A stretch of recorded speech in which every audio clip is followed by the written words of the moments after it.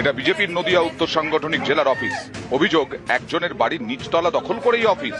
এ নিয়ে জলগড়ায় কৃষ্ণনগর আদালতের নির্দেশে বাড়িটিকে দখলমুক্ত করতে যায় পুলিশ। এতে বাধা দেন বিজেপির নেতাকর্মীরা। পুলিশ তখন ফিরে যায়। আমার শ্বশুর মশাই বাড়ি এটা, ঠিক আছে।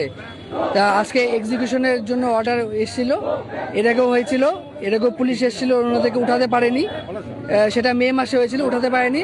আজকেও আমরা অর্ডার নিয়ে এসেছি, আজকেও এখনও অবধি উঠেনি, জানি না কী হবে লাস্ট পর্যন্ত। ওনারা কালকেও কোর্টে পিটিশন দিয়েছিল, কালকেও রিজেক্ট হয়েছে স্টে অর্ডারের জন্য। পরশুদিন পিটিশন দিয়েছিল, স্টে অর্ডারের জন্য রিজেক্ট হয়েছে। ওনারা হাইকোর্টে গিয়েছে, সেখানেও রিজেক্ট হয়েছে। আমি জানি না কেন সময় চাচ্ছে। আমাদের কাছে কোর্টে অর্ডার আছে, তাও আমরা আমাদের বাড়ি ফিরে পাচ্ছি না। কৃষ্ণনগরের উকিলপাড়ায় রজনী মুখার্জি লেন, এখানেই বাড়ি গৌতম সরকারের। চাকরি সূত্রে তিনি বেশিরভাগ সময় উত্তরবঙ্গে থাকতেন। দোতলা বাড়ির নিচের তলা গৌতম সরকারের, ওপরের তলাটি তাঁর দাদার। অভিযোগ, নিচের তলাটি দখল করে নেন স্থানীয় বিজেপি নেতৃত্ব।